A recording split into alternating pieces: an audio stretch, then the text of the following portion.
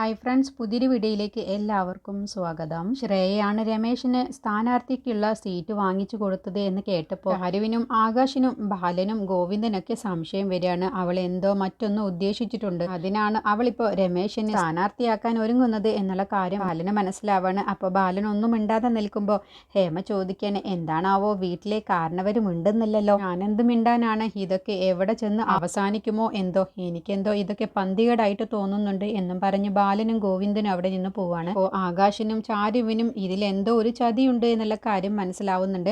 അങ്ങനെ ആകാശ് ഓഫീസിലേക്ക് പോവാൻ ഒരുങ്ങുകയാണ്. അപ്പോൾ ചാരു ആകാശിൻ്റെ കൂടെ പുറത്തേക്ക് പോവാട്ടോ. ഈ സമയം അരവിന്ദനും ഹേമയും കൂടി രമേശിനോടും അശ്വതിയോടും സംസാരിക്കുകയാണ്. അപ്പോൾ അശ്വതിക്കാണെങ്കിലോ സ്ഥാനാർത്ഥിയാവുകയാണ് രമേശൻ എന്ന് കണ്ടപ്പോൾ വല്ലാത്ത സന്തോഷത്തിലാണ്.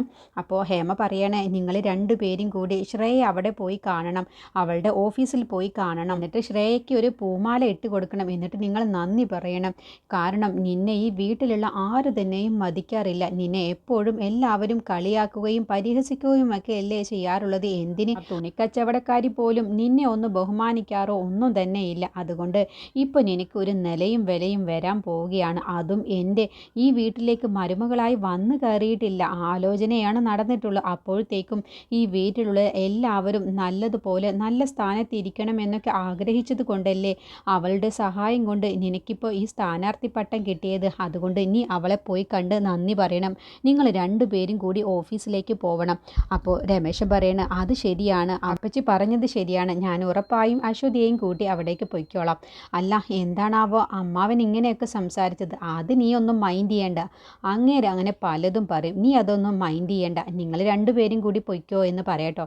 ഈ സമയം ആകാശും ചാരുവും കൂടി സംസാരിക്കുകയാണ്. അപ്പോൾ ചാരു ആകാശിനോട് പറയണേ, അക്കുച്ചേട്ടൻ ഓഫീസിലേക്ക് ഭക്ഷണം കൊണ്ടുപോയിക്കോ, അതോ ഞാൻ അങ്ങോട്ട് കൊണ്ടുവരണോ എന്നൊക്കെ ചോദിക്കുമ്പോൾ നീ ഇങ്ങ് തന്നേക്ക് കാക്കോത്തി എന്ന് പറഞ്ഞത് വാങ്ങിക്കുകയാണ് കേട്ടോ. അപ്പോൾ ആകാശ് ഇങ്ങനെ ആലോചിക്കുമ്പോൾ എന്ത് പറ്റി അക്കുച്ചേട്ട, എന്തിനാണ് ഇങ്ങനെ ആലോചിക്കുന്നത്? അല്ല, ഞാൻ ചിന്തിക്കുന്നത് ഒരിക്കലും ശ്രേയ ഇങ്ങനെ ഒരു നല്ല കാര്യം ചെയ്യില്ല, അവൾക്ക് എന്തെങ്കിലും ലാഭമില്ലാതെ അവൾ ഇങ്ങനെ ഒരു കാര്യം ചെയ്യില്ല, ഇതിലെന്തോ ഒരു ചതിയുണ്ട്, അവൾ എന്തോ ഒന്ന് മനസ്സിൽ ഉദ്ദേശിച്ചിട്ടാണ് ഇങ്ങനെയൊക്കെ ചെയ്തിട്ടുള്ളത്.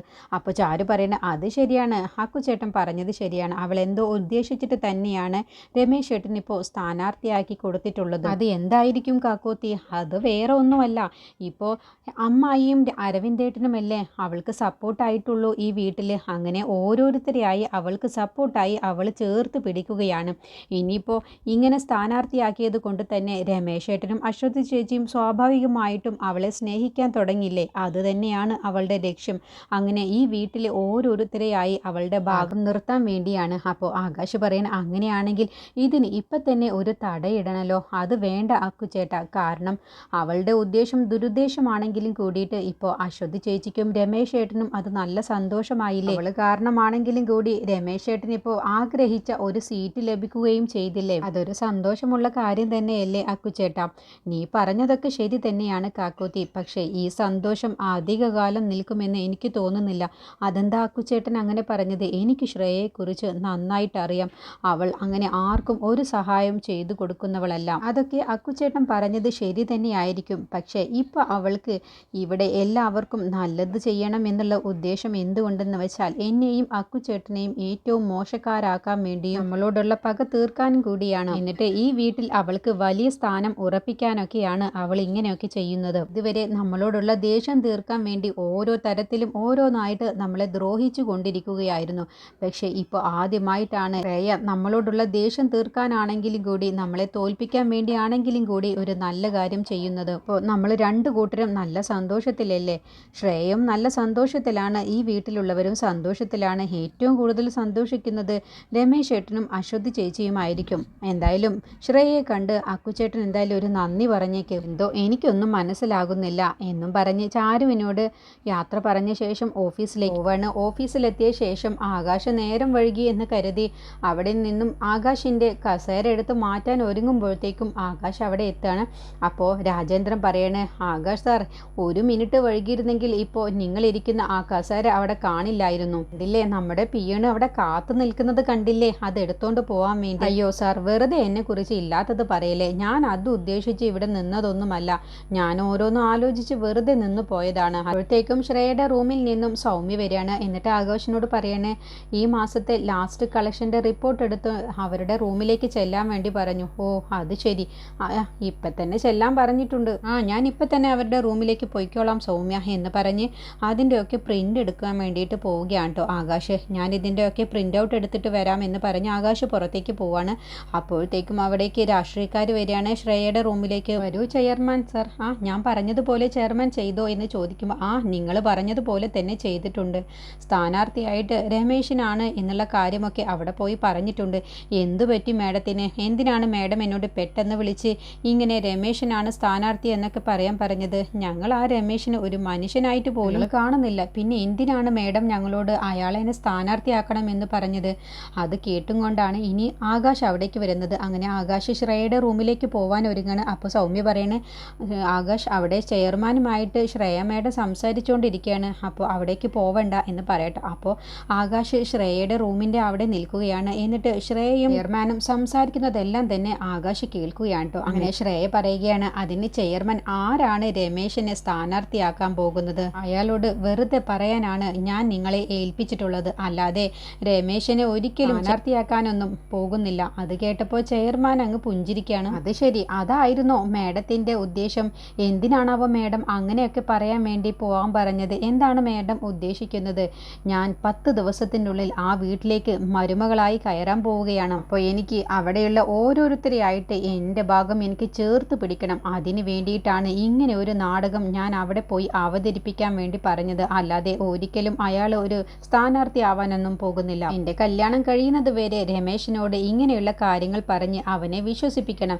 എൻ്റെ കല്യാണം കഴിഞ്ഞാൽ പിന്നെ എന്തെങ്കിലും നുണ പറഞ്ഞ് അവനെ നമുക്കങ്ങ് പറ്റിക്കാം. അതുവരെ ഈ നാടകം തുടരണം. അപ്പോൾ മനസ്സിലായില്ലേ ചെയർമാൻ സാറിന് എൻ്റെ മനസ്സിലുള്ള ഉദ്ദേശം എന്താണെന്നുള്ളത്? അത് കേട്ടപ്പോൾ ചെയർമാൻ പറയണേ, ഇപ്പോഴാണ് എനിക്കൊരു ആശ്വാസമായത്. അതല്ലാതെ ഇപ്പോൾ മാഡം പറഞ്ഞതുപോലെ ആ രമേശിനെ സ്ഥാനാർത്ഥിയാക്കേണ്ടി വന്നാൽ എനിക്ക് എന്ത് ചെയ്യണമെന്ന് അറിയാതെയാണ് ഞാൻ നിന്നിരുന്നത്. ഇനി എനിക്കറിയാം അയാളെ എങ്ങനെ പറ്റിക്കണം എന്നുള്ളതും അയാളോട് എന്തെല്ലാം കള്ളം പറയണം എന്നുള്ളതൊക്കെ. അതൊക്കെ ഇനി എനിക്ക് വിട്ടേക്ക് മാഡം എന്നൊക്കെ പറഞ്ഞ് അവർ രണ്ടുപേരും കൂടി സംസാരിക്കാം കേട്ടോ. അപ്പോൾ ഇത് കേട്ട ആകാശ് അങ്ങ് ഞെട്ടിപ്പോവുകയാണ്. ഇവളുടെ ഉദ്ദേശം ഇതായിരുന്നു അല്ലേ? എന്നാൽ ഇപ്പം തന്നെ ഇതെല്ലാം തന്നെ ചാരുവിനെ വിളിച്ച് പറയണം എന്ന് മനസ്സിൽ ഉദ്ദേശിച്ചുകൊണ്ട് ആകാശ് ഫോൺ എടുത്തുകൊണ്ട് പുറത്തേക്ക് ഇറങ്ങിപ്പോവാണ്. എന്നിട്ട് ചാരുവിനോട് സംസാരിക്കുകയാണ്. ചെയർമാനും കൂടി സംസാരിച്ച എല്ലാ കാര്യങ്ങളും ചാരുവിനോട് പറഞ്ഞു കൊടുക്കുകയാണ്. അത് കേട്ടപ്പോൾ ചാരു അങ്ങ് ഞെട്ടിപ്പോവാണ്. എന്തിനാണ് രമേശ് ചേട്ടനെ പോലത്തെ ഒരു പാവം പിടിച്ച ആളെ ഇതിനാണ് ശ്രേയ ഇങ്ങനെ പറ്റിക്കുന്നത്? ഇവൾ ഇത്രയ്ക്ക് ദുഷ്ടയാണോ എന്നൊക്കെ ചോദിക്കും. ആകാശ് പറയണ, ഇതുകൊണ്ടല്ലേ ചാരു ഞാൻ എന്നോട് പറഞ്ഞത് അവൾ എന്തെങ്കിലും ഉദ്ദേശിക്കാതെ ഇതൊന്നും ചെയ്യില്ല എന്ന്. അവൾക്ക് വീട്ടിലേക്ക് കയറി വരുമ്പോൾ അവളുടെ ഭാഗം നിൽക്കാൻ കുറച്ച് പേര് വേണമല്ലോ, അതിന് വേണ്ടിയാണ് അവൾ ഇങ്ങനെയൊക്കെ നാടകം അഭിനയിക്കുന്നത്. അത് കേട്ടപ്പോൾ ചാരുവിന് വല്ലാത്ത വിഷമമാണ്. അപ്പോൾ ചാരു പറയണേ, എന്തായാലും ഞാൻ അശ്വതി ചേച്ചിയോടും രമേശ് ചേട്ടനോടും നയത്തിൽ പറഞ്ഞ കാര്യങ്ങൾ പറഞ്ഞ് മനസ്സിലാക്കാൻ ശ്രമിക്കാം, അവർ വിശ്വസിച്ചാൽ മതിയായിരുന്നു എന്നൊക്കെ പറഞ്ഞ ശേഷമാണ് ഫോൺ വയ്ക്കുന്നത്. അപ്പോഴത്തേക്കും അശ്വതിയും രമേശനും ശ്രേയയെ കാണാൻ വേണ്ടി ഓഫീസിലേക്ക് വരികയാണ്. ശ്രേയയുടെ കഴുത്തിൽ ഒരു പൂമാല ഇട്ട് കൊടുക്കാൻ വേണ്ടി മാലയൊക്കെ ഇട്ടുകൊണ്ടാണ് വരുന്നത്. അങ്ങനെ അവർ അവിടേക്ക് പോകുന്ന സമയത്താണ് ചെയർമാൻ പുറത്തേക്ക് വരുന്നത്. അപ്പോൾ രമേശ്, സാർ ഇവിടെ ഉണ്ടായിരുന്നു, സാർ ഇവിടെ ഉണ്ട് എന്ന് അറിഞ്ഞിരുന്നെങ്കിൽ ഞാൻ ഒരു പൂമാല കൂടി വാങ്ങിച്ചേനെ, സാറിൻ്റെ കഴുത്തിലിട്ട് തരാം. അതൊന്നും വേണ്ട രമേശ, ഞാൻ നിൻ്റെ മേഡം പറഞ്ഞതുപോലെയാണ് എല്ലാ കാര്യങ്ങളും ചെയ്തത്. മേഡത്തിന് നീ പൂമാല ഇട്ട് കൊടുത്താൽ അത് എനിക്കിട്ടതിന് തുല്യമാണ്. എന്നാൽ ശരി, ഞാൻ പോവട്ടെ എന്ന് പറയുമ്പോൾ ആകാശിനോട് ചെയർമാൻ ചോദിക്കുകയാണ്, അല്ല നിൻ്റെ അളിയന് ഇങ്ങനെ ഒരു സ്ഥാനാർത്ഥി പദം കൊടുത്തത് കൊണ്ട് നിനക്ക് സന്തോഷമായില്ലോ? ഒരുപാട് സന്തോഷമായി എന്ന് പറഞ്ഞ് ആകാശ് അവരോട് പോകാൻ പറയട്ടോ. അപ്പോഴത്തേക്കും അശ്വതിയും രമേശനും അവരുടെ റൂമിലേക്ക് ശ്രേയയുടെ റൂമിലേക്ക് പോകുമ്പോൾ ആകാശ് തടയുകയാണ്. വേണ്ട, നിങ്ങൾ വീട്ടിലേക്ക് തന്നെ പോകാൻ നോക്ക്, വെറുതെ മേഡത്തെ ഒന്നും കാണാൻ നിൽക്കണ്ട, ശ്രേയയെ കാണണ്ട, നിങ്ങൾ പൊയ്ക്കോ എന്ന് പറയുമ്പോൾ രമേശനും അശ്വതിയും അത് കേൾക്കാൻ കൂട്ടാക്കുന്നില്ല. അങ്ങനെ ആകാശ് അശ്വതിയെയും രമേശിനെയും തടയുന്നത് കണ്ടിട്ടാണ് ശ്രേയ അവിടേക്ക് വരുന്നത്. ശ്രേയയെ കണ്ടതോടുകൂടി അശ്വതിയും രമേശനും സ്നേഹത്തോടു കൂടി മാഡത്തിനോട് എത്ര നന്ദി പറഞ്ഞാലും മതിയാവില്ല. എനിക്ക് ഈ ഒരു സ്ഥാനം കിട്ടാൻ വേണ്ടി ഞാൻ ഒരുപാട് ആഗ്രഹിച്ചിട്ടുണ്ട്, ഒരുപാട് പേരുടെ കാലിൽ പോലും വീണിട്ടുണ്ട്, യാചിച്ചിട്ടുണ്ട്. പക്ഷെ ആരു തന്നെയും എനിക്കിങ്ങനെ ഒരു സീറ്റ് തന്നിട്ടില്ല. മാഡത്തിൻ്റെ കാരുണ്യം കൊണ്ടാണ് എനിക്കിപ്പോൾ ഈ സീറ്റ് ലഭിച്ചത്. മാഡത്തിനോട് എത്ര നന്ദി പറഞ്ഞാലും മതിയാവില്ല എന്നൊക്കെ പറഞ്ഞ് സന്തോഷത്തോടു കൂടി രമേശനും അശ്വതിയും സംസാരിക്കുകയാണ് കേട്ടോ.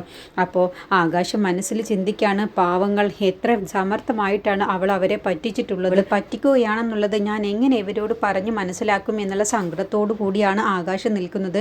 അങ്ങനെ ശ്രേയക്ക് മാലയൊക്കെ ഇട്ട് കൊടുത്ത ശേഷമാണ് അവിടെ നിന്ന് പോകുന്നത്. പോകുന്നത്. അപ്പോൾ ശ്രേയാണെങ്കിൽ അവരുടെ മുന്നിൽ അങ്ങ് അഭിനയിക്കുകയാണ്. എന്തിനാണ് എന്നോട് നന്ദിയൊക്കെ പറയുന്നത്? ഇത് രമേശ് ഏട്ടന് അർഹിക്കുന്ന സ്ഥാനമാണ്. എന്തുകൊണ്ടും രമേശ് ഏട്ടന് ഈ സ്ഥാനം അർഹിക്കുന്നതാണ്.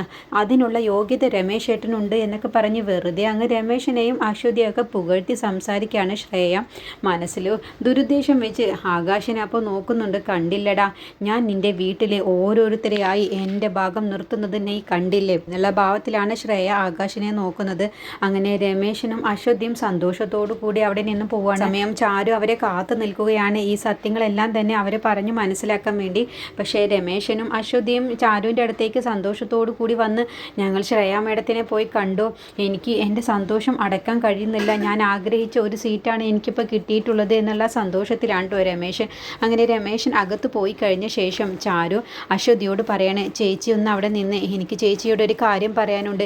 ചേച്ചിയോട് എങ്ങനെ ഈ കാര്യം പറയും എന്നുള്ളത് എനിക്ക് നല്ല വിഷമമുണ്ട്, എങ്ങനെ പറഞ്ഞ് മനസ്സിലാക്കണമെന്ന് അറിയില്ല എന്നൊക്കെ പറയുമ്പോൾ, എന്താ ചാരു, എന്താണ് കാര്യം? എനിക്കിപ്പോൾ അക്കുചേട്ടൻ വിളിച്ചിരുന്നു അശ്വതി ചേച്ചി.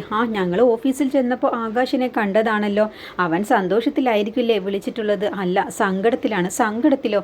എന്താ, രമേശ് ഏട്ടന് ഈ ഒരു സീറ്റ് കിട്ടിയത് ശ്രേയയുടെ സഹായത്തോടു കൂടിയാണെന്നുള്ളത് കൊണ്ടാണോ അവന് സങ്കടം വന്നിട്ടുള്ളത്? അതൊന്നുമല്ല ശ്രേയ, നമ്മളെ എല്ലാവരെയും സമർത്ഥമായി പറ്റിക്കുകയാണ്. രമേശ് ഏട്ടന് ഇങ്ങനെ ഒരു സ്ഥാനമില്ല, സ്ഥാനാർത്ഥിയാണെന്ന് വെറുതെ കള്ളം വന്ന് പറഞ്ഞതാണ്. ആ ചെയർമാനെ കൊണ്ട് ശ്രേയ പറയിപ്പിച്ചതാണ്. നിങ്ങൾ രണ്ടുപേരും ഇത് സത്യമാണെന്ന് കരുതി മനസ്സിൽ വെറുതെ ആശ കൊണ്ട് നടക്കണ്ട. അവൾ ഓരോരുത്തരെയായിട്ട് ഈ വീട്ടിലെ സമാധാനവും സ്വസ്ഥതയും കളയാൻ വേണ്ടി, അവളുടെ കല്യാണം നടത്താൻ വേണ്ടി അവൾ വെറുതെ ഈ വീട്ടിലേക്ക് വരുന്ന സമയത്ത് നിങ്ങളെല്ലാവരും അവളോടൊപ്പം നിൽക്കാൻ വേണ്ടി അവൾ ചെയ്ത ചതിയാണ് ഇത്. അല്ലാതെ രമേശ് ഏട്ടന് സ്ഥാനാർത്ഥിയായിട്ടൊന്നും അവരാരും നിയമിച്ചിട്ടില്ല. ആ ചെയർമാനും ശ്രേയയും കൂടി നടത്തിയ നാടകമാണ് എന്ന് കേട്ടതോടുകൂടി അശ്വതിക്ക് വല്ലാത്ത സങ്കടമാവാൻ കേട്ടോ. അങ്ങനെ അശ്വതി കണ്ണ് നിറഞ്ഞുകൊണ്ട് പറയുകയാണ്, എൻ്റെ രമേശ് ഏട്ടൻ എന്തുമാത്രം അധികം സന്തോഷിക്കുന്നുണ്ടെന്നോ. ഈ കൊച്ചു കുട്ടികളെ പോലെ ഓരോരുത്തരോടും വരുന്ന വഴിയിലൊക്കെ ഇതിനെക്കുറിച്ച് പറയുകയായിരുന്നു. ഓട്ടോയിൽ വരുന്ന വഴിയിലൊക്കെ ഇതിനെക്കുറിച്ചാണ് രമേശ് ഏട്ടൻ പറഞ്ഞത്.